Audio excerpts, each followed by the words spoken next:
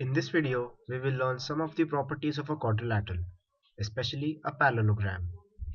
Now let's first talk about the angle sum property of a quadrilateral. The angle sum property states that the sum of the angles of a quadrilateral is equal to 360 degrees. For proving this, let's first draw a quadrilateral ABCD.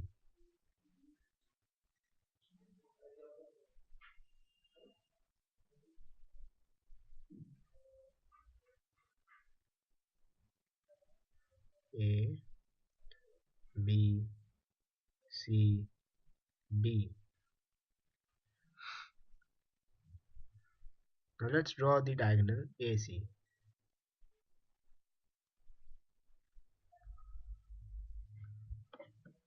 We know that by the angle sum property of a triangle, the sum of the angles of a triangle is equal to 180 degrees. So in triangle ADC, we can say that angle D plus angle DAC plus angle DCA is equal to 180 degrees. This is our first equation. Similarly, for triangle ABC, angle B plus angle BAC plus angle BCA is equal to 180 degrees. This is our second equation. Now let's add these two equations. We will get angle D plus angle B and angle DAC plus angle BAC. Now let's get back to the figure. You can see that angle DAC plus angle BAC completely make angle A. So this becomes angle A. Similarly, for angle DCA plus angle BCA, DCA plus BCA, it combines to make angle C, which is equal to C, which is equal to 180 degrees plus 180 degrees,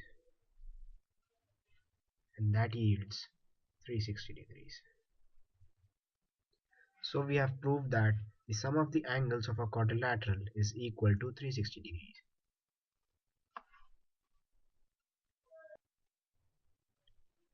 Now let's solve an example based on this theorem. Suppose this is a quadrilateral and we have been given that its angles are in the ratio of 3 is to 5 is to 9 is to 13. So if we take this angle to be 3x, this would be 5x, this is 9x, and this is 13x.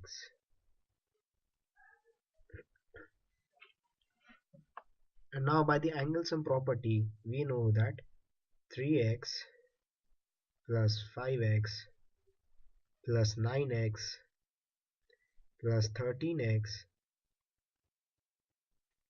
would be equal to 360 degrees. 3 plus 5 8 plus 9 17 plus 13 is 30. 30x is equal to 360 degrees. Therefore x is equal to 360 by 12, 360 by 30 actually, which is 12 degrees.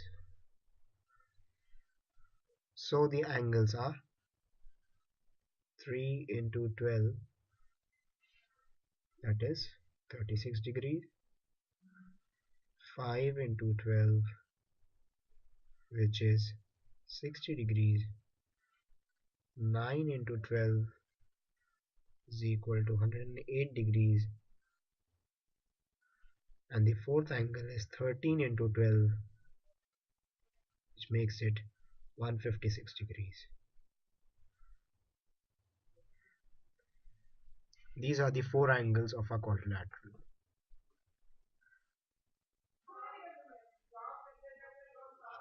Now let's talk about some of the properties of a parallelogram. The first one is that the diagonal of a parallelogram divides it into two congruent triangles. It means that if this is a parallelogram ABCD and this is its diagonal AC, then triangle ABC would be congruent to triangle ACD. Triangle ABC is congruent to triangle ADC.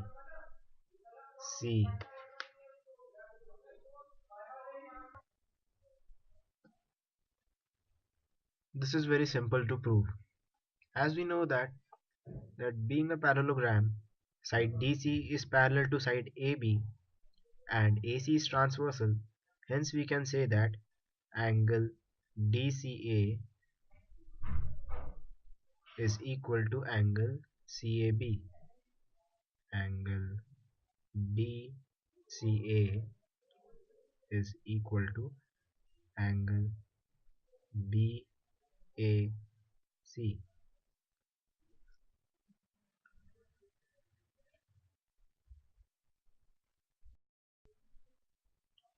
Similarly, AD is also parallel to BC and AC is the transversal. So angle BCA is equal to angle DAC. That is, this angle is equal to this angle. And AC is the common line between these two triangles. AC is common. Therefore, triangle ABC is congruent to triangle ADC by ASA test. Hence, we have proved that the diagonal of a parallelogram divides it into two congruent triangles.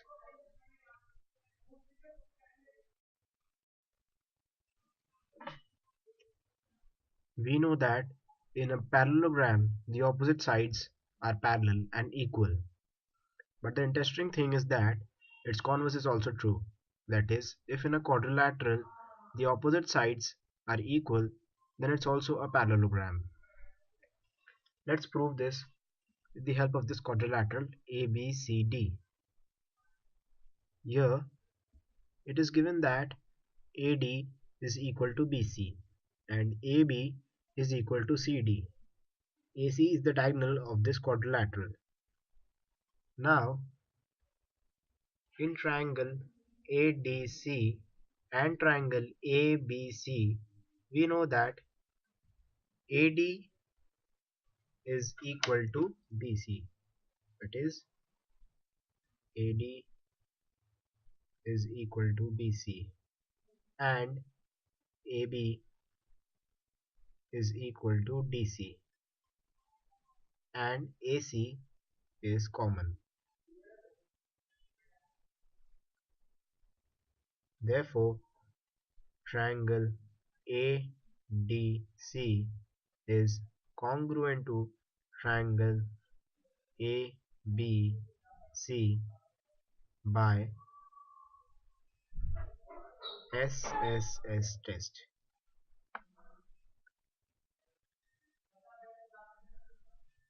Now, since these two triangles are congruent, we can say that this angle, angle DCA, is equal to angle CAB. Now here, by the property of parallel lines, we can see that these two angles are equal and this is a transversal line between these two lines DC and AB. By this we can say that DC is parallel to AB. Similarly, this angle DAC, would be equal to angle ACB. These two angles lie along this transversal line AC, and they yield that AD is parallel to BC. So here we have that both the opposite pairs of sides are parallel. Therefore, quadrilateral ABCD is a parallelogram.